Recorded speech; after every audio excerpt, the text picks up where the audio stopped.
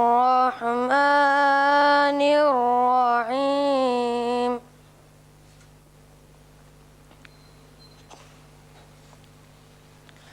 وإذ أخذنا ميثاق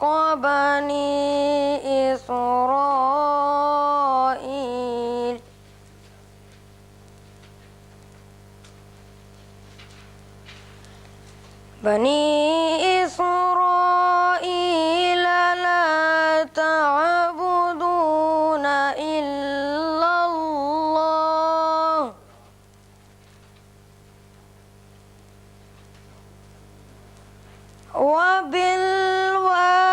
وبالوالدين إحسانا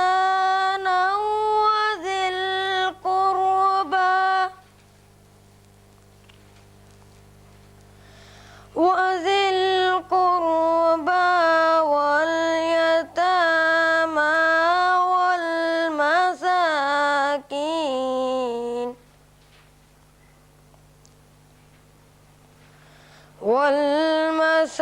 والمساكين وقولوا للناس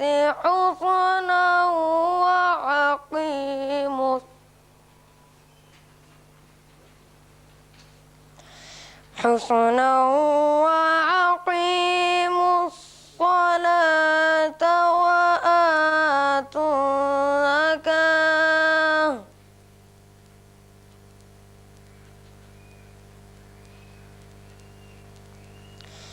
ثم توليتم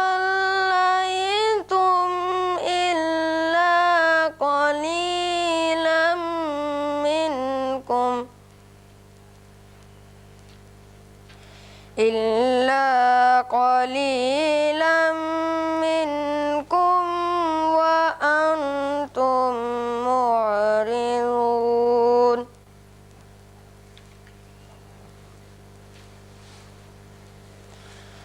وإذ أخذنا ميثاقكم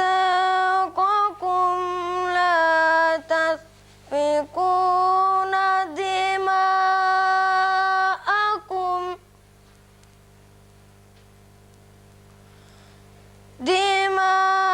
دماءكم ولا تخرجون أنفسكم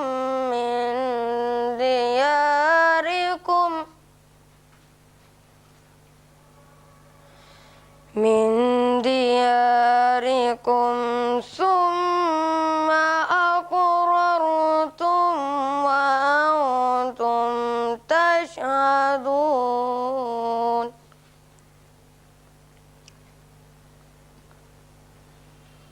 ثم أنتم هؤلاء تقتلون أنفسكم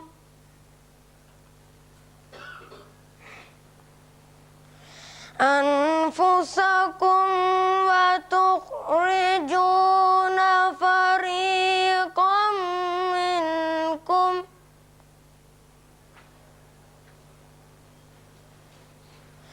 فريقا منكم من ديارهم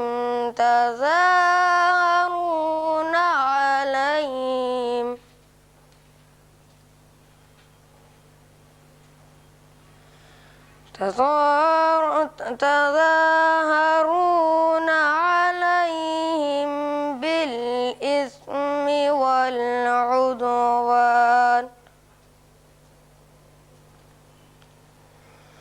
وإن يأتوكم أسارى تفادوهم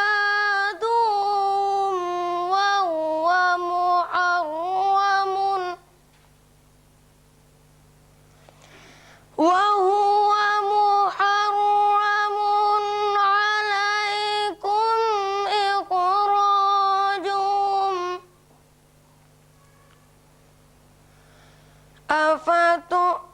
أفتؤمنون ببعض الكتاب وتكفرون ببعض فما جزاء من يفعل ذلك منكم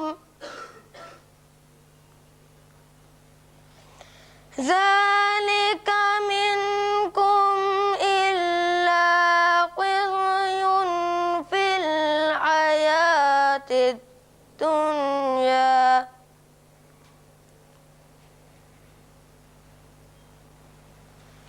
ويوم القيامة يردون إلى أشد العذاب وما الله بغافل عما تعملون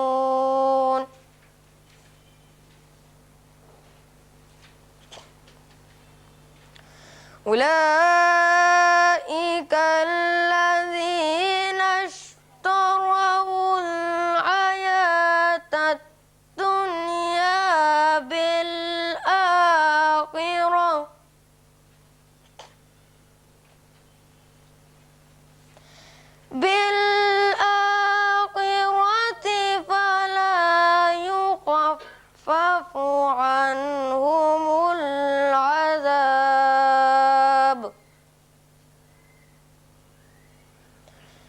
فلا يخفف عنهم العذاب ولا هم ينصرون صدق الله العظيم. الحمد لله نحمده ونستعينه ونستغفره ونؤمن به ونتوكل عليه ونعوذ بالله من شرور أنفسنا ومن سيئات أعمالنا ومن يهد الله فلا مضل له ومن يضلله فلا هادي له ونشهد أن لا إله إلا الله ونشهد أن محمدا عبده ورسوله. قال الله تعالى في القرآن المجيد وإذ أخذنا ميثاق بني إسرائيل لا تعبدون إلا الله وبالوالدين إحسانا وذوي القربى واليتامى والمساكين وقولوا للناس حسنا وأقيموا الصلاة وآتوا الزكاة ثم توليتم إلا قليلا منكم وأنتم معرضون. وإذا أخذنا ميثاقكم لا تسفكون دماءكم ولا تخرجون أنفسكم من دياركم ثم أقررتم وأنتم تشهدون ثم أنتم هؤلاء تقتلون أنفسكم وتخرجون فريقا منكم من ديارهم تظاهرون عليهم بالإثم والعدوان وإن يأتوكم أسارى تفادوهم وهو محرم عليكم إخراجهم وفتؤمنون ببعض الكتاب وتكفرون ببعض فما جزاء من يفعل ذلك منكم إلا خزي في الحياة الدنيا ويوم القيامة يردون إلى أشد العذاب وما الله بغافل عما تعملون. أولئك الذين اشتروا الحياة الدنيا بالآخرة فلا يخفف عنهم العذاب ولا هم ينصرون. رب اشرح لي صدري يسر لي أمري واحلل عقدة من لساني يفقهوا قولي. اللهم أرنا الحق حقا وارزقنا اتباعه وأرنا الباطل باطلا وارزقنا اجتنابه آمین یا رب العالمین. جزاکم اللہ خیر. سورہ بقرہ آیت نمبر 83 84 85 اور 86. پچھلی آیات یقیناً آپ لوگوں کو میں نے دی تھی. جن کے پاس وہ آیات ہیں وہ ان کے سامنے ہیں، جو آیت نمبر 82 تک، آیت نمبر 67 سے آیت نمبر 82 تک ہم پچھلی دفعہ پڑھ چکے ہیں، اور آج آیت نمبر 83 سے ہم نے شروع کیا ہے، اور یہ پورا یہ رکوع یہاں پر ختم ہوتا ہے.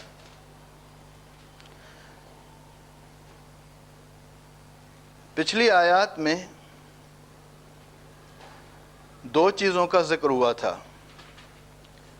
ایک تو ذکر تھا اس بات کا کہ گائے، ان تذبحوا بقرہ، اور دوسرا جو ذکر تھا وہ یہ تھا کہ اگر ایک برائی بھی آپ نے چمٹا لی ہے اپنے سے تو وہ ہمیشہ ہمیش آپ کو دوزخ میں لے جانے کے لیے کافی ہوگی. بلا من کسب سیئۃ وحاطت بہ خطیئتہ فاولئک اصحاب النار هم فیہا خالدون. اور یہ دونوں اس وجہ سے ہوتے ہیں کہ اس بات کا یقین ہو جاتا ہے کہ ہم جو کچھ کر رہے ہیں وہ صحیح ہے. بغیر علم کے اندھی تقلید کرنے لگتے ہیں، بغیر سوچے سمجھے ایک ہی ڈگر پر چل نکلتے ہیں اور سمجھتے یہ ہیں کہ ہم بالکل ٹھیک کر رہے ہیں. صم بکم عمی فہم لا یرجعون. اور اندھے بہرے اور گونگوں کی طرح رجوع نہیں کرتے روشنی کی طرف، یا رجوع نہیں کرتے اس کتاب کی طرف، یا رجوع نہیں کرتے اس کسوٹی کی طرف کہ جس پر پرکھ کر دیکھنا چاہیے تھا کہ جو ہمارا طریقہ کار ہے وہ صحیح ہے یا غلط ہے. چھوٹی سی چھوٹی چیز بھی آپ کو خریدنی ہوتی ہے تو آپ اس کا کوئی ایک معیار بناتے ہیں. سونا خریدنا ہے تو ایک کسوٹی ہے، اس پر گھستے ہیں، دیکھتے ہیں. کوئی اور چیز خریدنی ہے، کوئی اور چیز بنانی ہے، بازار سے جا کر لینی ہے تو آپ کے پاس کوئی نہ کوئی اس کا معیار ہے. اس پر جب تک پرکھ نہیں لیتے، اپنا دل جب تک ٹھک نہیں جاتا، اس چیز میں انویسٹ نہیں کرتے. جب مین میڈ چیزیں، جو بڑی ادھوری چیزیں، بڑی مادی چیزیں، بڑی چھوٹی سی چیزیں، اگر ان کے چلے جانے سے آپ کی زندگیوں کا تعلق نہیں ہوتا، اس کے لیے تو آپ ایسے مضبوط، ایسے اچھے اور ایسے سخت آزمائشی چیزوں سے اس کو گزارتے ہیں. بلکہ ایک باقاعدہ اب تو فیلڈ ہے جس کا نام ہی کوالٹی کنٹرول ہے. مینجمنٹ میں کوالٹی کنٹرول اب جو ہے وہ سمجھیے کہ اس کے بغیر کوئی کام نہیں ہوتا. کوالٹی کنٹرول کا بھی معاملہ یہ ہے کہ اب تو باہر کے ملک اگر آپ کے ملک سے کوئی چیز منگاتے ہیں تو کوالٹی کنٹرول کا کوئی انسپیکٹر ہو، کوئی سرویر ہو، کوئی ایسا شخص ہو کہ جو اس پر لکھے کہ یہ اس قابل ہے کہ باہر ایکسپورٹ کی جا سکتی ہے، تب لیتے ہیں. اور اب تو انہوں نے قاعدہ کلیہ بھی یہ بنا دیا ہے کہ سب سے نہیں، ہم جس کا کہیں گے، اگر ہم کہیں گے کہ آصف صاحب کی سائن ہوئی تب ہمارا مال آئے گا اور آصف صاحب نے سائن نہیں، باقی سب نے سائن کر دیا، تب بھی ہم ایکسیپٹ ہی نہیں کرتے. مال ایکسیپٹ کرنے کے لیے کوالٹی کنٹرول چاہیے اور جان ایکسیپٹ کرنے کے لیے بغیر کسی کوالٹی کنٹرول کے. یہاں وہی بتایا کہ اپنے لیے تو بہترین وہ سب بناتے ہیں کہ کس طرح اپنے مال کا یعنی ویسٹڈ انٹرسٹ پروٹیکٹ کیا جائے. اپنا ویسٹڈ انٹرسٹ کیسے پروٹیکٹ کریں، اور جو اللہ کا ویسٹڈ انٹرسٹ ہے اس کو جو پروٹیکٹ کرنا تھا، اس کی جو اہمیت تھی، اس کے لیے اگر کوئی پوچھ بھی لیتا ہے ان سے کہ بھائی یہ جو انٹرسٹ تمہارا ہے اس کو تو تم نے اتنی پروٹیکشن دی ہے، اور یہ جو انٹرسٹ جس کو پروٹیکٹ کرنا چاہیے تھا اس کا کیا کیا؟ اگر نہیں کرو گے تو جس کا مال ہے ہو سکتا ہے کہ وہ مال تمہارا ریجیکٹ کر دے. کہتے ہیں کہ ریجیکٹ کر بھی دے گا تو دو چار اس میں سے نکال کر پھینک دے گا، باقی پھر بھی لے لے گا. آپ ذرا مجھے یہ بتائیے کہ جو آپ کا یہ مال ریجیکٹ کر کے لیتا ہے واپس، ایک طرف کہتے ہو مالک یوم الدین کہ ہماری کوالٹی کی جو کنٹرول ہے اس کو بھی کنٹرول کرتا ہے، ما شاء اللہ کان وما لم یشاء لم یکن. اور اس کے بعد دعا کرتے ہیں کہ ہم جو کچھ کر رہے ہیں اللہ سبحانہ و تعالیٰ سے کہ اگر وہ چاہے تو قبول کرے، لعلکم تفلحون، اگر وہ چاہے تو تمہارا مال کامیاب کرے، اور اگر وہ نہ کرے تو آپ اس پر کوئی احسان نہیں کر رہے کہ ضروری وہ آپ کے مال کو اوکے کرے کہ جناب آپ کا مال ایکسیپٹیبل ہے. ہو سکتا ہے اس منڈی میں آپ کا مال ایکسیپٹیبل نہ ہو، شاید کہ کامیاب ہو جاؤ. تمہارا کام تو صرف یہ ہے کہ مال بناؤ اور منڈی میں لے جاؤ. ذالک یوم التغابن، اس دن وہ تمہارا مال جانچ کرے گا اور اس دن حساب لین دین کا ہوگا. اب جو تم را مٹیریل اس سے لے رہے ہو وہ کیا ہے؟ نعمتیں. ہم کیا کہتے ہیں کیا چیز مانگتے ہیں؟ انعمت علیہم، انعمت علیہم، ہم مانگتے ہیں یہی چیز، ہم کہتے ہیں یہی چیز، کہ دعا جو ہم کرتے ہیں وہ یہی کرتے ہیں کہ جو تو نے نعمتیں ہم کو دی ہیں، وہ نعمتیں یوٹیلائزیشن، اس کا پراپر یوٹیلائزیشن، اس کا آپ کو اللہ کے دربار میں لے جا کر بتانا ہوگا کہ یہ میں نے اپنا مال جو آپ نے مجھے دیا تھا، اس لیے کہ سورہ بقرہ میں اس چیز کو ایکسپلین کر دیا پہلے ہی، ذالک الکتاب لا ریب فیہ، پہلی چیز تو یہ بتا دی کہ یہ ہے وہ کتاب، اس میں تمہیں ڈاؤٹ نہیں کرنا چاہیے، you better not doubt in it and keep your senses and conscious and your heart open. تمام ادخلوا فی السلم کافہ، یہ تمہاری ایک کسوٹی ہے، اس پر ہر چیز اپنی گھس کر دیکھ لیا کرو کہ پوری اترتی ہے کہ نہیں اترتی. اس کے بعد جو دوسری چیز آئی وہ کیا آئی؟ مال، وَمِمَّا رَزَقْنَاهُمْ يُنْفِقُونَ، اور جو چیز بھی تمہارے پاس ہے ہم نے صرف اس لیے دی ہے کہ ذرا دیکھیں کہ تم اس کو کیسے بنا کر لوٹاتے ہو ہمیں. اس لیے آپ کو نہیں دی تھی کہ یہ آپ کا مال تھا، یہ اس لیے دیا تھا کہ آپ اس کو بنائیں. را مٹیریل جو اس نے دیا ہے وہ چاہتا ہے کہ آپ اس کو فنش کر کے اس کے پاس واپس پہنچا دیں. ماشاءاللہ یہاں پر بہت سارے ایسے لوگ بیٹھے ہیں کہ جو کارخانے والے اور انڈسٹریلسٹ ہیں، اور خاص طور پر ایسے لوگ بھی ہیں کہ جو کپڑے کا کاروبار کرتے ہیں. ذرا سوچئے تو صحیح، آپ لے جا کر کسی شیڈ والے کو اپنا دھاگا دے آئیں اور کہیں کہ یہ بناؤ اور بنا کر مجھے واپس کرو. اب جناب کپڑا بنا کر وہ بیٹھ گئے اس کے اوپر، کہیں گے یہ تو میرا کپڑا ہے. آپ سوچئے ذرا آپ کا کیا معاملہ اس وقت ہوگا. آپ نے تو اس کو دیا تھا کہ یہ بنا کر واپس کرو اور اس کے پیسے تم لے لینا اپنی مزدوری کے، اور اللہ نے بھی یہی کہا کہ بنا کر واپس کرو اور پیسے لینا مزدوری کے، اور مزدوری بھی کب دوں گا؟ پسینہ خشک ہونے سے پہلے ادا کر دوں گا، اس سے پہلے ادا کر دوں گا تمہاری مزدوری. آپ ذرا اس سے مال واپس اگر نہ دے تو آپ کا کیا حال ہوتا ہے سوچئے، اور آپ رب کا مال دبا کر بیٹھ جائیں. اس کے بعد پھر آپ سے کوئی کہے کہ یار تم کیا کر رہے ہو، تمہیں کچھ خوف ہے، پولیس پکڑ کر لے جائے گی. کہتے ہیں یار لے بھی جائے گی تو 2-3 دن بعد چھوڑ دے گی. انہوں نے کیا کہا تھا؟ وَقَالُوا لَن تَمَسَّنَا النَّارِ إِلَّا أَيَّامًا مَعْدُودًا، اگر ہمیں اللہ ڈال بھی دے گا جیل میں، آگ میں، بس 2-3 دن کے بعد خود ہی نکال لے گا، اب کھا جاؤ اس کا مال. یہ یہود کرتے تھے کہ جب ان کو بتایا جاتا تھا کہ جب جس کا مال تم لے بیٹھے ہو، دبا رہے ہو، یہ اس مال کو تمہیں واپس کرنا ہے ورنہ تمہیں آگ میں ڈال دے گا. وہ غصہ و غضب کرے گا. وہ تو کہتے ڈال دے. کتنے دن ڈالے گا؟ 2-3 دن ڈالے گا، اس کے بعد نکال لے گا.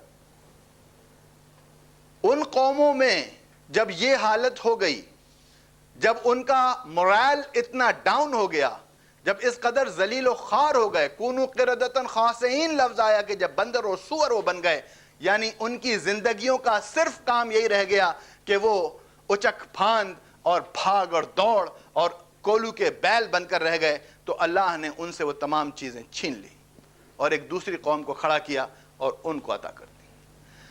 اب اگر دوسری قوم بھی یہی کرنے لگے،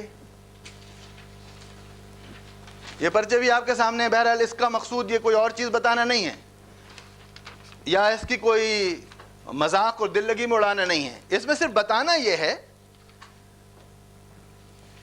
کہتے ہیں کہ ہڑتال سے قومی معیشت کو 12 ارب کا نقصان پہنچا. ایکنالج کر رہے ہیں. پولیس کی گاڑیاں میں نے اپنی آنکھوں سے دیکھی، اس پہ لکھا ہوا تھا آج ہڑتال نہیں ہے.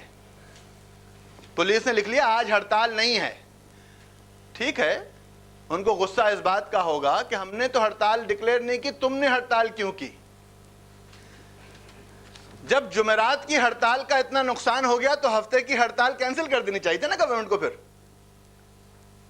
پھر کہتے لعنت ہے تم پہ لوگوں، اتنا نقصان کر لیا. ہم بڑے ہیں، آج کے دن کا جو نقصان ہے وہ تلافی کریں گے. پہلے تو ایسا ہونا نہیں چاہیے تھا. پہلے تو یہ بتانا چاہیے تھا چھٹی کے بجائے کہ اے مسلمان، آج کا جو تم کام کرو گے یہ غریبوں کے نام، آج ڈبل کام کرنا، آج اوور ٹائم لگانا، اور جب اپنا پیسہ دینا تو اس وقت سوچنا کہ پتہ نہیں کتنے بھوکے اس کو کھائیں گے اور کیسے چھوٹے چھوٹے بچوں کا دودھ کا سامان اس سے ہوگا. اس کے بجائے تم نے اپنی معیشت کی بھی ریڑ مار دی. اس کے بجائے تم نے وہ ٹھیلے بیچنے والے، وہ چھوٹے چھوٹے کام کرنے والے جو صبح سے شام کام کر کے اپنے بچوں کا پیٹ پالتے ہیں، یا آپ کھلائیں گے؟ ان کو کون کھلائے گا؟ وہ جو بھوکے سو گئے ہوں گے رات میں صرف اس وجہ سے کہ آپ نے 3 دن کی ہڑتال کر دی، معیشت تو بھاڑ میں جائے 12 ارب کی یا 12 خرب کی، مگر وہ جو ایک بچہ بھوکا سو گیا ہوگا صرف اس وجہ سے کہ آپ نے سارا دن بند رکھا بازار، پولیس لگا رہی ہے اپنے وین کے اوپر کہ آج ہڑتال نہیں ہے۔ دوسرا نیچے لکھا ہوا ہے، یہ کیسا ملک ہے، راہ سے تعلق کے باوجود پکڑا نہیں گیا۔ تہمینہ درانی اسٹیٹمنٹ دیتی ہیں کہ میں راہ کی ایجنٹ ہوں، کھر راہ کا ایجنٹ ہے۔ ایک آدمی کہہ رہا ہے میں راہ کا ایجنٹ ہوں، اسے کہہ رہے ہیں مائی باپ آپ نہیں ہیں۔ ایک آدمی کہہ رہا ہے کہ میں مخلص ہوں ملک کا، بھائی تم راہ کے ایجنٹ ہو۔ جو کہہ رہا ہے کہ میں کوئی نہیں پڑھیا، تو پڑھیا، تو 9ویں پڑھیا، جو 9ویں پڑھیا تو کوئی نہیں پڑھیا۔ بدماشی دیکھیا، یعنی دھوس، زبردستی، بدماشی۔ جب تم ہڑتال کرو گے تو دوسرے لوگ بھی ہڑتال کریں گے۔ یہ ایک شہر کی ہڑتال کہہ رہے ہیں کہ اس کا یہ نتیجہ ہے، تو پورے ملک کا آپ ذرا سوچئے۔ بہرحال خیر، یہ تو میں اس لیے بتانا چاہتا ہوں آپ کو کہ یہ بتا یہ رہے ہیں کہ ہم ایسا کرنے سے ہمیں کوئی تکلیف نہیں آئے گی، اگر آئی بھی تو چند دن۔ اب آئیے ذرا جو آیات آج پڑھی تھیں اس کو سامنے رکھیے۔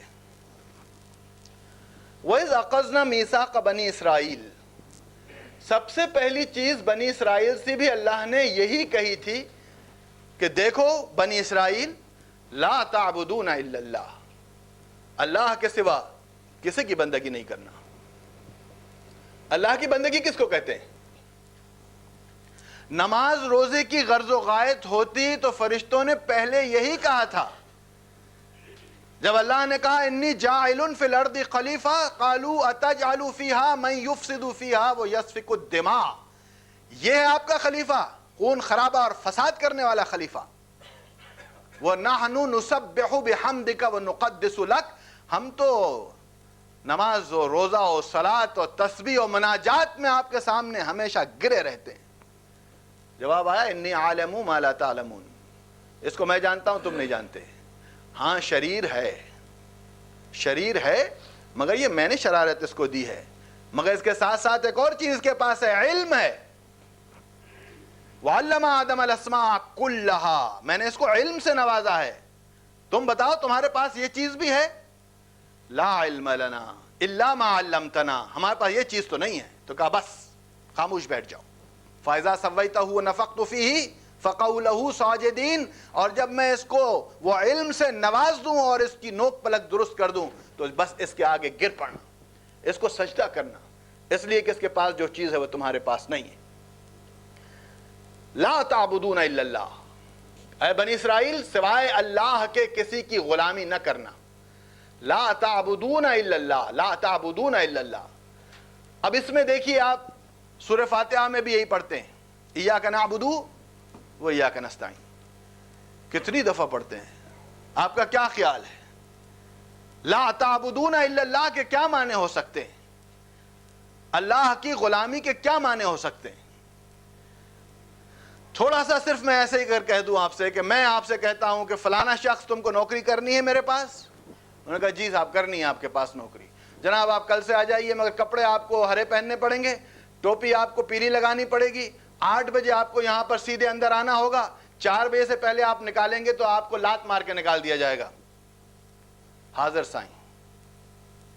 اور دیکھیں اگر چھٹی کے بجائے 1 منٹ لیٹ آئے تو 3 دن کی تنخواہ بھی کٹے گی۔ حاضر سائیں۔ اور بغیر بتائے نہیں آئے تو مت آنا پھر۔ حاضر سائیں۔ سارے حاضر سائیں۔ اس نے بھی ایسے ہی کہا دیکھو مسلمان ہونا ہے تو 5 وقت میرے پاس آنا پڑے گا۔ سوچیں گے سائیں،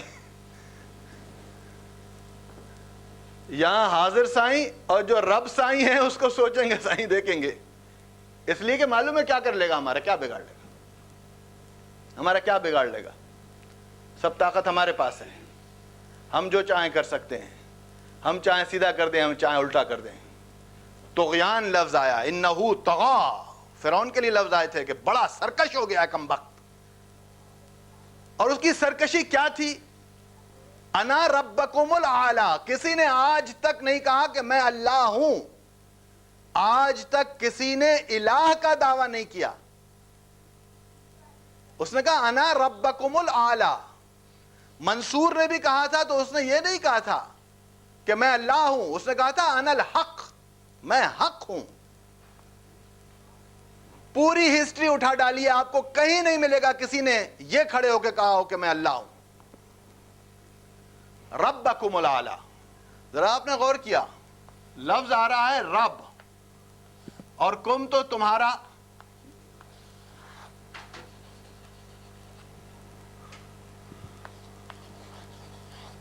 اعلی. صرف یہ ڈکلیئر کر دیا کہ میں رب تو ہوں تمہارا, مگر کیسا رب ہوں؟ سب سے بڑا. اور میں نے بتایا تھا آپ کو کہ عربوں میں تو جو گھر کا بڑا ہوتا ہے اس کو بھی رب کہتے ہیں.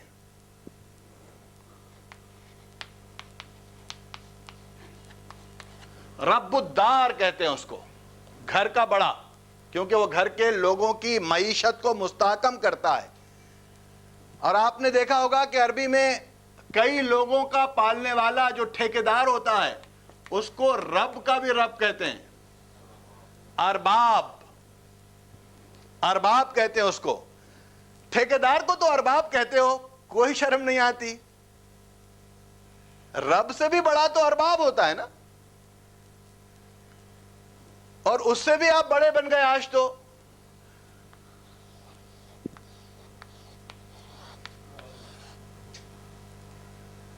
یہ تو صرف اور صرف رب کے لیے تھا, کیونکہ نا کے معنی تو ہمارا, جیسے میں نے کم کے معنی یور, نا کے معنی اور ہمارا, اور مولا کے معنی ساری مدد کرنے والا, ساری احتیاجات مٹانے والا.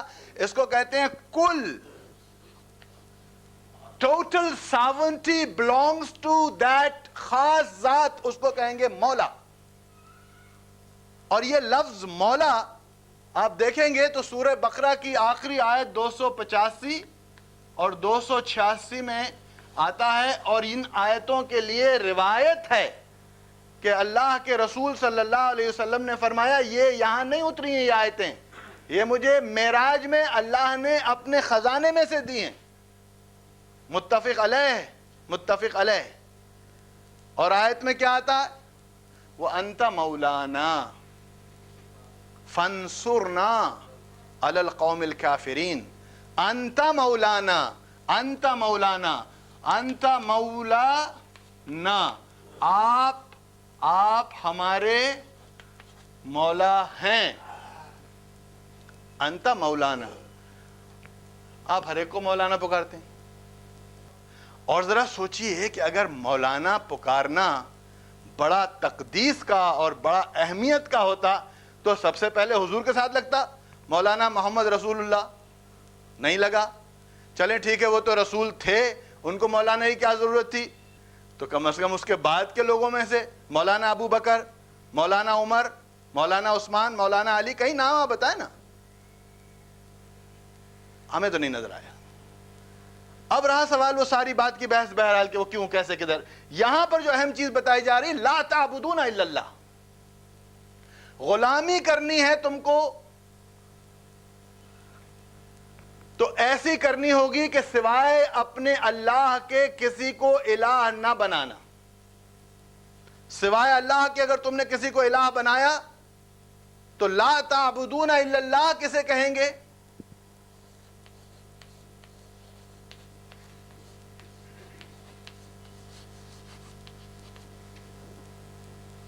لا الہ الا اللہ. اسی کو اقبال نے کہا تھا, جو می گویم مسلمانم بلرزم کے دانم مشکلات لا الہ, لا الہ.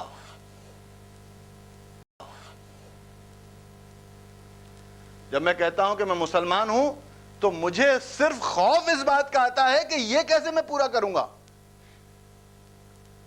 یہ کہہ تو سکوں گا میں, مگر اس کو کیسے پورا کروں گا میں, کر کیسے سکوں گا میں اس کو.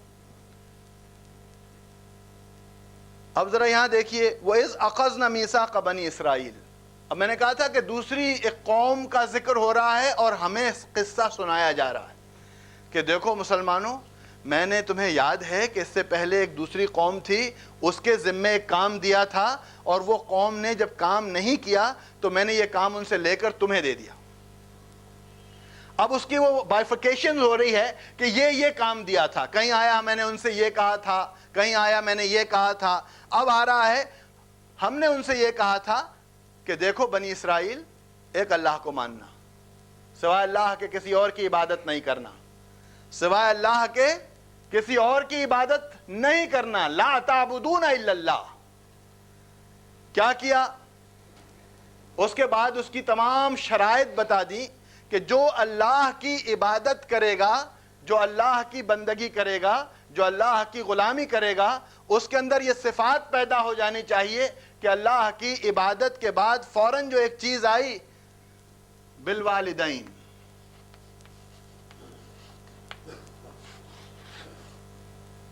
کبھی غور کیا آپ نے؟ آپ دیکھیں گے کہ جہاں بھی اللہ نے اپنی بات کی اس کے بعد والدین کی بات کی، خاص طور پر ماں کا ذکر آتا ہے. کیا وجہ ہے آخر؟ کون سی ایسی چیز ہے؟ کیونکہ اس کے بعد دو چیزیں ہوتی ہیں. ماں جو ہے اس کا کام بھی کیا ہے؟ اور اللہ کا بھی کام ہے خلق. چاہتا ہے کہ اس کا فرق آپ کے سامنے ظاہر کر دے. اس کی خلق کیسی ہے؟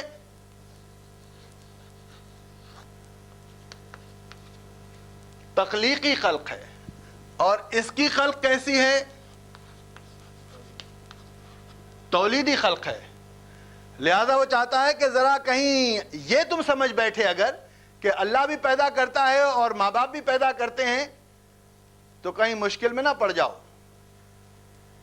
لہذا فوراً وہ درجہ بندی کے لیے آتا ہے کہ اللہ کی خلق اور ماں کی خلق میں یہ ہے کہ وہ تخلیقی ہے اور وہ تولیدی ہے. اور قل هو اللہ احد اللہ الصمد لم یلد ولم یولد، وہ تولیدی خلق سے ماورا اور یہ تخلیقی خلق سے ماورا.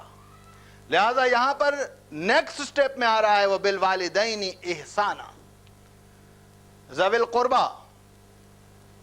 اب اللہ کے بعد والدین، اس کے بعد قرابت دار، اور اس کے بعد یتیم، اس کے بعد مسکین. ذرا خیال کیا ہے آپ کا؟ قرابت دار کا معاملہ تو یہ ہے کہ اس میں تو مجھے یقین ہے کہ کم از کم اس بات کا اندازہ تو ہے کہ ہمارے قرابت داری کسے کہتے ہیں. کیا خیال ہے جناب اسلم صاحب، قرابت دار کسے کہیں گے آپ؟ تو جی ہاں جی، اصل چیز یہ ہے رشتہ دار تو ہیں مگر ان کا لفظ رشتہ دار نہیں آیا، بلکہ اصل چیز اس میں جو لفظ آیا ہے قربت. سمجھ رہے ہیں آپ؟ قربت. اگر آپ کے رشتہ دار تو ہوں مگر ایک دوسرے کو دیکھ کر بھونکنے لگتے ہوں تو ان کو قرابت دار کیسے کہیں گے آپ؟ اور آج کا معاملہ آپ کو معلوم ہے، بڑے بڑے مسلمان جو کہتے ہیں اپنے آپ کو، ان کی ضرور اپنے بھائیوں سے، چچاؤں سے، ماموں سے ضرور 3 سال سے لڑائی ہے، 10 سال سے لڑائیاں چل رہی ہیں، اور لڑائیاں ویسی جا رہی ہیں. اور 3 دن سے زیادہ کسی مسلمان کا دوسرے مسلمان سے لڑنے کو موت حرام قرار دیا ہے. اگر اس کی موت واقع ہو جائے تو ایک حرام کی نو پر اس کی موت ہوتی ہے. اور ہمارے پاس اس کا ایک جسے کہنا چاہیے فیشن، کوئی مسئلہ نہیں، لڑائیاں جاری ہیں، خوب لڑائیاں جاری ہیں. اللہ کے بعد والدین، والدین کے فوراً بعد آیا قرابت دار. ہر وہ شخص جو آپ کا رشتہ دار ہو یا جس سے رشتہ داری بنتی ہو، جو آپ کے قریب تر رہتا ہو، ہمسایہ ہو، اس کو قرابت دار کہتے ہیں. تو قرابت دار جب تک کہ قرابت دار نہیں ہوتا اس سے جب تک کہ آپ قربت نہ رکھیں، اور اگر آپ قربت نہیں رکھتے تو قرابت داری ختم ہو جاتی ہے۔ اور اللہ نے کہا کہ یہ سٹیجز ہیں، پہلے اللہ کی بندگی، پھر والدین کا معاملہ، پھر اس کے بعد قرابت دار سے حسن سلوک، اب نیکسٹ سٹیپ میں آ جائیے اس کے بعد یتیم۔ یتیم کسے کہیں گے بھائی؟ جس کا باپ نہ ہو۔ اگر ہم عربی میں دیکھتے ہیں اس کا روٹ مادہ نکالتے ہیں تو یتیم کے معنی ہر اس شخص کو کہیں گے جو اکیلا رہ جائے۔ یتیم اس کو کہتے ہیں جو اکیلا رہ جائے۔ کچھ دن پہلے امریکہ میں ایک کتاب چھپی تھی اور عجیب، اس کا نام بھی عجیب تھا، اس کا نام تھا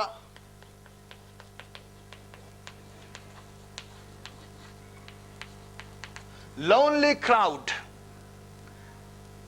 اکیلا معاشرہ۔ کراؤڈ بھی اور لونلی بھی، آپ ذرا سوچیں، کراؤڈ جب ہو گیا تو لونلی کیسے ہو سکتا ہے؟ مگر کراؤڈ تو ہے مگر لونلی ہے۔ اور اس کو اسلام نے یہ کہا تھا کہ جب مسلمان مل کر بیٹھتے تو ہیں مگر ان کے دل ملے ہوئے نہیں ہوتے۔ شتّا قلوب لفظ آیا کہ ان کے دل پھٹے ہوئے اور ان کے جسم ملے ہوئے۔ آج کا ہمارا معاملہ ایسا ہی ہے، برابر میں ہی بیٹھے ہوں گے، پتہ نہیں چل رہا ہوگا، باہر نکلنے کے پتہ چلے گا، تم کو کہہ رہے ہوں گے بار بار باہر نکلو، تمہیں بتائیں گے یہاں چھوڑ دیا، باہر نکلو ذرا۔ وہ شتّا قلوب ہوں۔ یتیم کہتے ہیں ہر اس شخص کو کہ جو اکیلا رہ جائے۔ آپ کا معاشرہ آپ کس طرف گامزن ہے؟ اکیلا، انفرادی معاشرہ ہے، اب اجتماعی معاشرہ نہیں ہے۔ جب انفرادی معاشرہ مضبوط ہونے لگتا ہے تو ہر شخص دوسرے شخص سے ڈرتا ہے۔ برابر میں بیٹھا ہوا دوسرے برابر میں بیٹھے ہوئے شخص پر بھروسہ نہیں کرتا۔ ایک عجیب، جسے ٹرموائل کہنا چاہیے یا ایسا معاشرہ کہنا چاہیے کہ ہر شخص دوسرے شخص کو اپنا دشمن سمجھنے لگتا ہے۔ فرمایا ایسا نہ کرنا، معاشرے کو تنہا نہ چھوڑ دینا۔ اسلام نام ہے معاشرے کا، اسلام فرد کا نام نہیں ہے، جمعیت کا، اجتماعیت کا۔ اس لیے فرمایا کہ مسلمانوں کو تو ہمیشہ ایک جماعت میں رہنا چاہیے، جو جماعت سے باہر آ جاتا ہے ان کو شیطان اچک لیتا ہے۔ یتیم، اس کے بعد آئیے لفظ آیا مسکین۔ مسکین کسے کہیں گے؟ ہم یہ کہہ سکتے ہیں محتاج۔ یتیم ہم عموماً اپنی زبان میں یتیم کے معنی سمجھتے ہیں کہ جس کا باپ نہ ہو، اور یتیم و یسیر کہتے ہیں تو ہم کہتے ہیں جس کی ماں بھی نہ ہو اور باپ بھی نہ ہو۔ بہرحال مگر مسکین کے معنی یہ نہیں ہے۔ مسکین کے معنی ہم عموماً یہ سمجھتے ہیں محتاج، مگر آپ دیکھیے مسکین کا لفظ آیا ہے، محتاج کا لفظ بھی آ سکتا تھا، حاجت مند لفظ بھی عربی کا لفظ ہے نا، تو مسکین لفظ کیوں آیا؟ مسکین کا جو مادہ ہے وہ سین اور کاف اور نون، مسکن۔ گھر کو بھی مسکن کہتے ہیں، کسی جگہ کے ٹھہرنے کو سکون کہتے ہیں، کوئی چیز ٹھہر جائے تو اسے ساکن کہتے ہیں، اور مسکین اس کو کہتے ہیں کہ جس کا کاروبار زندگی رک جائے۔ پتہ چلا کہ سفید پوش تھا، ہر چیز میسر تھی، جیسا چاہتا کھاتا پیتا اور رہتا تھا، اچانک ہر چیز ختم ہو گئی، اس کی زندگی اس کی ایک منٹ میں ختم ہو کر رہ گئی۔ اب وہ جو کل تھا وہ آج نہیں ہے۔ ہاتھ پھیلا سکتا ہے وہ؟ ہاتھ نہیں پھیلا سکتا۔ کیسے ہاتھ پھیلائے؟ کسی کو یقین آئے گا کہ اس کے ساتھ یہ معاملہ ہے؟ اگر وہ بھوک مرے تب بھی کیا وہ آگے ہاتھ پھیلا سکتا ہے؟ نہیں پھیلا سکتا۔ تو فرمایا ان کا خیال رکھو، اور کیسے خیال رکھو کہ ان کی جو کاروان زندگی سکون میں آ گئی ہے، ساکن ہو گئی ہے، یک مشت دے کر ان کو اس سے باہر نکال دو۔ اور آپ کو معلوم ہے کہ آپ کے یہاں چھوٹی چھوٹی ایسی کمیونٹیز ہیں جو ایسا کرتی ہیں کہ اگر ذرا سا کسی کو نقصان ہو جائے تو آپ دیکھیے کہ سارے مل کر اس کا نقصان کی تلافی کرتے ہیں، اس کو اس سے بڑی چیز دے دیتے ہیں۔ ایسا نہیں ہے کہ ایسا نہیں ہوتا، سب کو معلوم ہے ایسا ہوتا ہے، مگر ہم ایسا نہیں کرتے۔ اس کو مسکین کہتے ہیں۔ کہا ہم نے یہود سے یہ کہا تھا کہ اللہ کو بڑا کرنا، والدین کا خیال رکھنا، قرابت دار کی قرابت داری دینا، کسی کو اکیلا نہ ہو جانے دینا، یعنی کسی کو یہ محسوس نہ ہو کہ وہ اکیلا ہے، محسوس نہ ہو کسی کو کہ وہ اکیلا رہ گیا ہے. اور اگر کسی کی زندگی سکوت میں آ گئی ہو، اس کا کارخانہ اس کا رک گیا ہے، تو لہذا اس کو سارے مل کر مدد کر کر اس کو آگے بڑھا دینا. اور اس کے بعد وَقُولُوا لِلنَّاسِ حُسْنًا، یہ نہیں ہے یہاں پر کہ صرف مومنین سے اچھی بات کرنا، یہ نہیں آیا. قولوا للناس، پھر تمام لوگوں سے، یہ کوئی بھی ہو. یہاں پر آپ اس کی درجہ بندی نہیں کریں گے کہ آپ کا بھائی ہو یا آپ کا رشتہ دار ہو یا آپ کا گھر کا مالک ہو یا آپ کا جو کرایہ دار ہو یا آپ کے ملک میں رہتا ہو اور مسلمان ہو، اس سے آپ کو کوئی غرض نہیں. قولوا للناس حسنا، آپ کا معاملہ سب کے ساتھ بہترین ہونا چاہیے، آپ کا سلوک جو ہے آپ کا بہترین تر ہونا چاہیے. قولوا للناس حسنا. اگر یہ سب تم نے کر لیا ہے، وَأَقِیمُوا الصَّلَاةَ، اب اللہ کے پاس آؤ، اب آؤ اللہ کے پاس. میں نے آپ کو بتایا تھا کہ اللہ کے رسول کب گئے تھے حج کرنے؟ جب وہ سارا کر لیا تھا، جب وہ پوری چیز جو ان کے ذمے ڈال دی تھی وہ پوری کر دی تھی. تو جب پہنچے تھے کہ اب میں نے یہ پورا کر دیا، آپ نے جو کام دیا تھا، ذرا دیکھ کر بتائیے کہ پورا ہوا کہ نہیں ہوا. حالانکہ اللہ نے گواہی پہلے سورہ فتح میں دے دی تھی، وَكَفَى بِاللَّهِ شَهِيدًا، کہ اے محمد جو تم نے کیا ہے صلی اللہ علیہ وسلم، اللہ کافی ہے گواہی کے لیے. اس نے گواہی دی کہ تم نے یہ کام پورا کر دیا. مگر اس کے رسول نے جا کر وہاں پر تمام چیزیں پیش کی اور پھر مسلمانوں سے گواہی لی، اللہ کو گواہ کیا کہ جو کام آپ نے دیا تھا وہ میں نے پورا کر دیا. اور وہ کام کیا تھا؟ کیا کام تھا وہ جو پورا کرنا تھا؟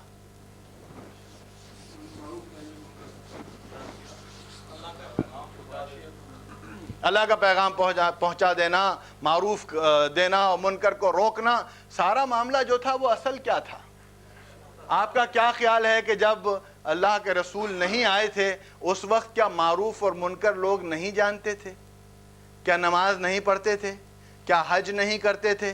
کیا غریبوں کے ساتھ جو معاملہ ان کا تھا وہ کیا نہیں کرتے تھے؟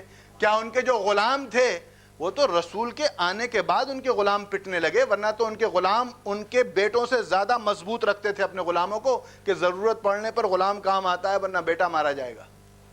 خوب کھلاتے پلاتے تھے غلام کو، خوب تگڑا رکھتے تھے. مارا پیٹا تو جب گیا جب غلام ان کے خلاف ہو گئے، اس سے پہلے تو کسی غلام کو نہیں مارا جاتا تھا. مارا جب گیا جب غلام نے ان کی غلامی کرنے سے انکار کر دیا تو مارا گیا. جب غلام نے کھڑے ہو کر کہا کہ میں غلام نہیں ہوں آج سے، تو اس کو پھر مارا گیا. جب غلام سے یہ کہا گیا کہ تم غلام ہو، ہماری بات سنو اور محمد کے جو ساتھی ہیں صلی اللہ علیہ وسلم ان کو مارو، تو انہوں نے اٹھا کر اپنا وہ چابک پھینک دیا کہ ہم نہیں ماریں گے ان کو. تو کہا اچھا ہم تمہیں ماریں گے. پھر مارا گیا. پہلے تو نہیں مارا جاتا تھا، پہلے تو خوب ان کو کھلا پلا کے رکھتے تھے. ایک ہی چیز تھی جی، ایک اللہ، بس ایک اللہ. ابراہیم بھی آیا، اس کا معاملہ بھی یہی تھا. حضور بھی آئے صلی اللہ علیہ وسلم. جب ابراہیم آئے جب بھی 360 بت تھے وہاں پر، اور جب محمد آئے جب بھی 360 بت تھے وہاں پر. اور ایک ہی چیز کا پرچار کرنا تھا، الہکم الہ واحد، الہکم الہ واحد، بس ایک اللہ کو ماننا. اور ایک اللہ کو ماننے کے کیا معنی ہیں؟ ایک اللہ کو جب مانو گے تو کیا ہوگا؟ کس دری جا سائلو محکوم نیست، وہاں کوئی سائل بھی نہیں ہوتا کہ ہاتھ پھیلائے، اور نہ کوئی محکوم ہوتا ہے کسی کا. وہاں رب بڑا ہوتا ہے، وہاں ہاتھ کسی کا ایسے نہیں ہوتا. یہی کہا تھا کہ کسی کا ہاتھ ایسے کیسے ہو سکتا ہے. اللہ نے کیا کہا کہ میں رازق ہوں. اللہ نے کہا میں رازق ہوں، میں رزق دیتا ہوں، میں رزق اتارتا ہوں. صومالیہ میں نہیں اتر رہا رزق. آج ہی ایک صاحب سے میری بات ہوئی، شاید آئے ہوں، میں نے دیکھا تو بہرحال نہیں انہیں. کمپیوٹر ایکسپرٹ ہے. میں نے ان سے کہا کہ بھائی کچھ دین پر بھی کام کرتے ہو؟ لگے ہو خالی اپنا پیٹ پالنے، کہہ لیں گے کہ میں تو انوینشن کر رہا ہوں، کئی چیزیں میں نے کمپیوٹر میں سافٹ ویئر میں بنائی ہیں، یہی تو دین کا کام ہے۔ میں نے کہا دین کا کام تو ہے، صحیح ہے کوئی اچھی چیز بنانا دین میں کام آئے گا، مگر دیکھنا یہ ہے کہ ہاتھ میں کس کے دے رہے ہیں آپ وہ بنا کر۔ تو انہوں نے کہا کہ وہ تو اللہ پھر فرعون کے گھر میں موسیٰ بھی پیدا کر دیتا ہے۔ تو میں نے کہا آپ موسیٰ ہیں تو مبارک ہو آپ کو، اگر آپ فرعون ہیں تو ٹھیک ہو جائیے۔ پھر یہی معاملہ ہے، رزق اللہ کے ہاتھ میں تو ہے، مگر دینا کس کا کام ہے؟ یہاں پر اللہ کے رسول نے کیا فرمایا تھا؟ واللہ معطی، عطا تو اللہ کرتا ہے، انا منقسم، میں تقسیم کرتا ہوں۔ دیتا اللہ ہے مگر تقسیم اللہ نہیں کرتا، تقسیم اپنے بندوں کے ذریعے سے کرواتا ہے، اور جو سب سے بڑا ہوتا ہے اس کا، وہ اس کی ذمہ داری ہوتی ہے۔ کیا خیال ہے آپ کا باپ گھر میں ہو، اللہ ماشاءاللہ تھوڑی سی بھی غیرت مند ہو کوئی باپ آپ کا، کیا خیال ہے کہ باپ کو اگر ایک روٹی میسر آ جائے اور گھر میں اس کے بچے ہوں اور 3 روٹیوں کی ضرورت ہو گھر میں، تو وہ باپ ایک روٹی کھا لے گا؟ کبھی نہیں کھائے گا، کبھی نہیں کھائے گا۔ اللہ موجود ہو اور بھوکے مر جائیں لوگ، ایسے کیسے ہو سکتا ہے؟ تو پھر جو لوگ سیکولر مائنڈ کے لوگ ہیں، اگر وہ کہتے ہیں کیا اللہ تمہارا یار، ہم دیتے ہیں تو کھاتے ہو، ہم نہیں دیتے تو نہیں کھاتے۔ یہی فرعون نے کہا تھا کہ میں جب چاہوں ماروں اور جب چاہوں چھوڑ دوں، اگر میں دوں تو کھاؤ، اگر میں نہ دوں تو یہاں سے تمہیں جانا پڑے ملک چھوڑ کر۔